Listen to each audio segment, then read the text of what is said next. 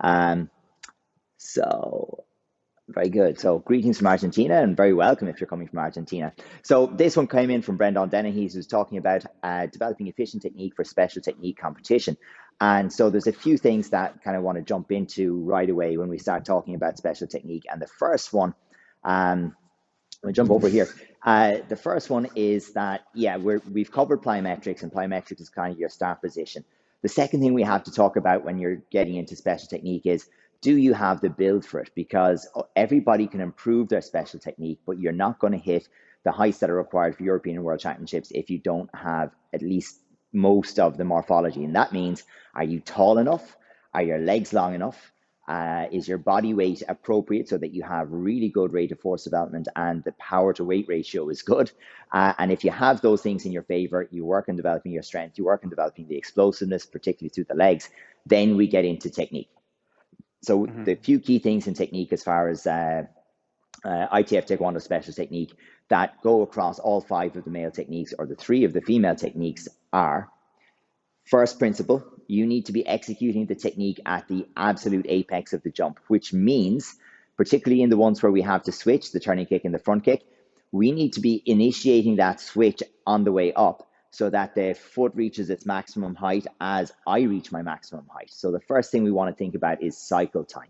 How fast can you cycle those legs over to get to the target? The second thing is within the whole coordination sphere, I suppose, is, for example, if I want to do reverse turning kick and I'm standing on the ground, there's no coordination to getting it there. But in adding the jump and making sure that the foot is extended at the end of it, there's a certain amount of coordination to make sure that we get there at the very top of the jump. And then I want you to kind of look at the couple of styles that are available to you. So let's take the 2 examples that I picked being completely different for Anopi Apchagi, Katerina Kozachkova, Russia, I don't know how many times world champion and World Cup champion in special technique, and Sean Neary from New Zealand, who's not a super tall guy, or Marcel Miron from Romania, again, not super tall. They're tall guys, but not super tall. But they have a phenomenal ability to manipulate their body in space to make sure that the parts that are important are facing the top. So this I can show you as easily while jumping as while almost sitting down. So I'll move back here a little bit. So if I'm doing, let's take the high front kick as an example. My leg is under me. I could be trying to stay tall and kick above my head this way. So I bring my leg up. I want to kick above my head. And so this gets quite difficult. But if you're very flexible and your jump is quite vertical, so there's not a long distance carried, this can be effective enough. And the Katerina Kozachkova will kick that way to some degree. But you could also be in this position, okay, which you'll see with Sean Neary and others, to where the body is laying back.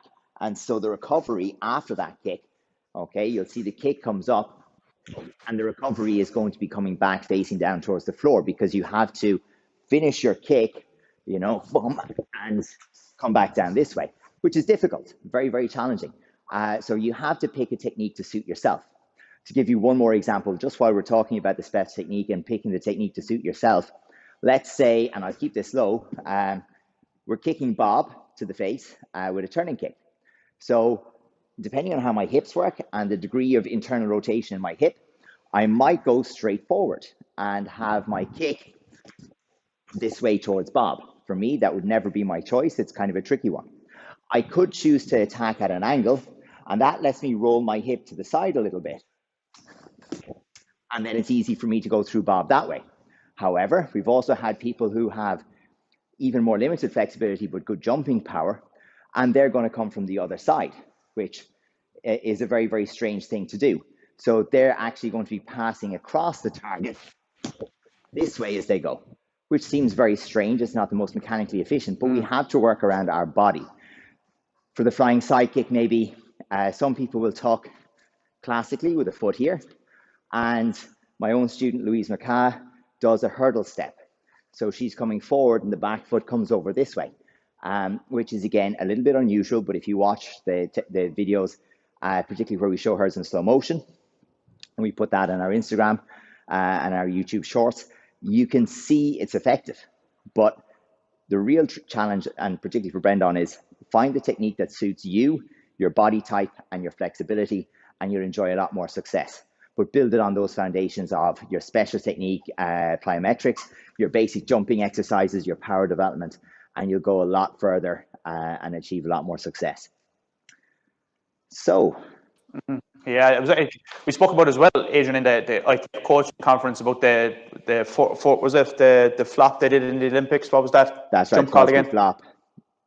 Yeah, so again, it's the same thing about finding that for your body, how can you best manipulate the jump? So it's kind of almost just kind of experimenting with that, isn't it?